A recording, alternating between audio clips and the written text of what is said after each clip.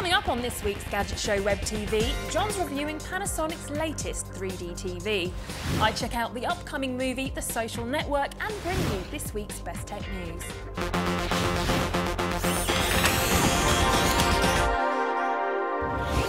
Hello and welcome to this week's Web TV. Now later on I take some time out of the office to go and mingle with the guys that know all about social networking.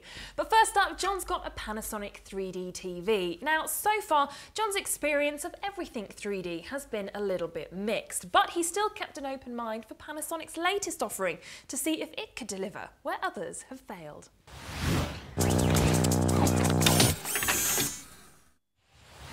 I've tried LG's passive LCD 3D TV. I've tried Sony's active LCD 3D TV. This is another form of 3D TV technology, Panasonic's active plasma, the TX50P VT20B. This one's a 50-inch. Now, theoretically, the faster response times of a plasma screen should allow cleaner, more ghost-free 3D images.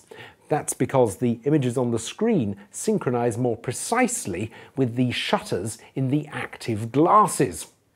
Well, compared to the Sony I tried, which had some ghosting and quite serious flickering problems, this Panasonic is a revelation because, at least in a darkened room, there aren't any of those problems at all. I watched the Sky 3D preview channel for over an hour without experiencing any 3D fatigue or headaches of any sort.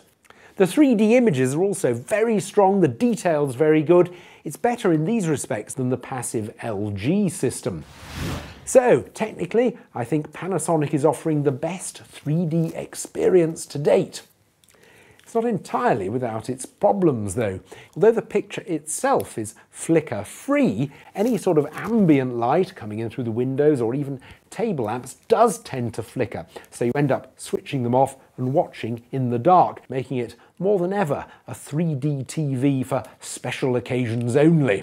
Other problems are that the 3D glasses seem to cut down more of the light from the screen than on other 3D TVs I've tried. I ended up switching the TV to dynamic to counteract this.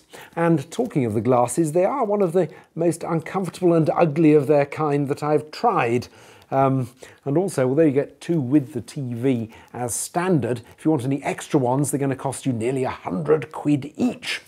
Sound quality isn't particularly good either, even by flat screen TV standards, so as well as budgeting for extra glasses, I think you'll have to budget for a separate sound system. As a normal 2D TV, I think the Panasonic is pretty excellent overall. You've got good quality SD pictures, very high quality, high definition pictures, and although the colours aren't quite as bright as you get on some of the latest Samsung and Sony TVs, they're perfectly acceptable. It's also very well specified. You've got FreeSat and Freeview HD tuners built in. You've got a USB socket where you can connect a hard drive for recording, and you've got an Ethernet socket so you can share files around your home network.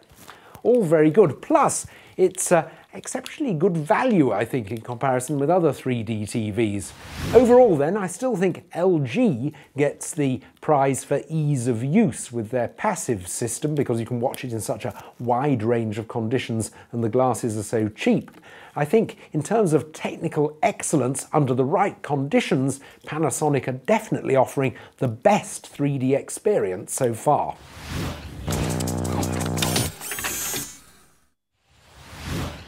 News time now, and first up, Nokia has announced that its long-delayed Nokia N8 handset will finally start shipping to customers very, very soon. And for some lucky people, shipping has already started, but only if they pre-ordered their handset from Nokia's online shops and retail stores. However, Nokia is stating that availability will vary by country and by operator, but that availability should pick up over the next coming weeks. The Nokia N8 packs a 12-megapixel camera with HD recording, Dolby Surround and the new Symbian 3 operating system. Obviously, Nokia has high hopes for their new handset and sees it as a strong contender to HTC's Desire and Apple's iPhone. So, if you want to know more about Nokia's N8, John will be bringing you his full review in the coming weeks. Now, you might remember a few weeks back we showed you the Android rival to the iPad, the Galaxy Tab. Well, it's now been announced that it will be hitting UK stores in less than a month from now, paving the way for a new category of products for Samsung. The Galaxy Tab runs Android 2.2, features a 1 GHz processor, has a 7-inch TFT LCD display and will run Flash 10.1. The tab will be available from Carphone Warehouse, Dixon's, T-Mobile and other major retailers. Samsung also notes that the tab will be available at different price points, so make sure you keep your eyes out for subsidised deals. And as before, you can be sure that we will be bringing you a full review as soon as we get our hands on one. Facebook has now reached over 500 million users and has become a global phenomenon. But like most successful things, it had simple beginnings. The new film, The Social Network, tells the story of the developers and the website's rise to fame. So I took some time out of the office to find out all about it. I think I've come up with something. That looks good. That looks really good. People want to go on the internet and check out their friends. That's what the Facebook is going to be about. I'm talking about taking the entire social experience of college and putting it online. Xbox or PlayStation? PlayStation. I think I would go with PlayStation. I haven't had something since the Atari. iPhone or BlackBerry? For iPhone. I use a BlackBerry. I own a BlackBerry. Mac or PC? Mac. A Macintosh. I use a Mac. Most importantly, Facebook or Twitter? Neither. Ah! I don't use them personally, so any way that I do use them, they're all linked up. I don't use either one. Ah, that's interesting. As you play the lead in The Social Network, Mark Zuckerberg, who created Facebook. Now, what research did you do to get into the role? You say you don't have your own Facebook account. Yeah, for about 3 weeks during the rehearsal process of this movie, I signed up for Facebook under an alias just to see what the character had created, and was immediately taken in by it. I even received an email from Facebook suggesting I be friends with one of my sister's best friends from high school. 21st century, doing something I've got 2,200 hits within 2 hours. 22,000. Wow.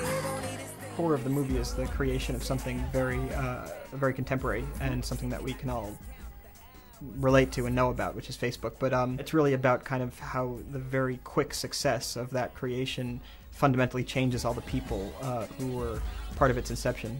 You mean Facebook? Wow. Yeah, groupies. The catalyst for the story, I feel, is about the inception of Facebook. I admire that greatly. Yeah. I admire it as a device. But I think the story in itself is more about a bunch of kids.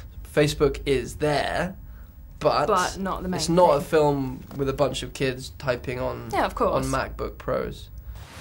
There are characters who claim that my character, Mark, stole a part of the idea from them and that they want credit, and then there's another character who's my friend from college who claims that I squeezed him out of the company and that I owe him money. And that's what the movie focuses on, and in that way it's kind of a very exciting courtroom drama almost. Yeah. You're gonna hand them a business card that says, I'm CEO. That's what I want for you. What attracted you to this particular role? I just found him to be, there was a lot there. I mean, there was a lot there, and I found him to be a very dynamic character, and quite honestly, the other two leads were already casted, and no. I'm Sean Parker. Sean Parker, founded Napster. Nice to meet you. $1 million isn't cool. You know what's cool? You? $1 billion. Now, the character you play, Sean Parker, essentially changed the way that we can access and listen to music, albeit when he started it was illegal. So, as someone with experience in the music industry, do you see that as a good thing? I think he, I don't think he's 100% responsible for it. I think the record companies have to take credit for what they probably didn't do to keep up. But I think obviously he was at the forefront of it. But I don't have any prejudices against him or it because of that. And quite honestly, playing a character you believe and you defend and you sympathize with everything your character's doing. So pretty wild character. Was it fun to play? Yeah, it was a lot of fun to play. It was a lot of meat on that bone. So it was it was a lot of fun to play. And lastly, what do you think makes Facebook so addictive? Well, my character had a great insight into how people want to interact. He determined that people want to talk to people that they already know online. And I suppose that's what's most addictive about it, is that it allows you to kind of show the best part of yourselves to the people you already know. You're being accused of breaching security, violating individual privacy. As for the charges, I believe I deserve some recognition from this board. I don't understand. Which part?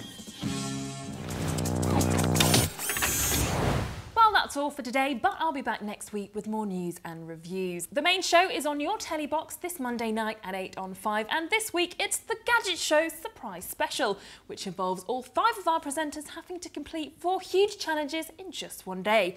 And what's more, they have no clue what they're in for. So if you want to see just what we have in store for them, make sure you tune in, and trust me, you don't want to miss it. But from me here at Web TV, it's bye for now.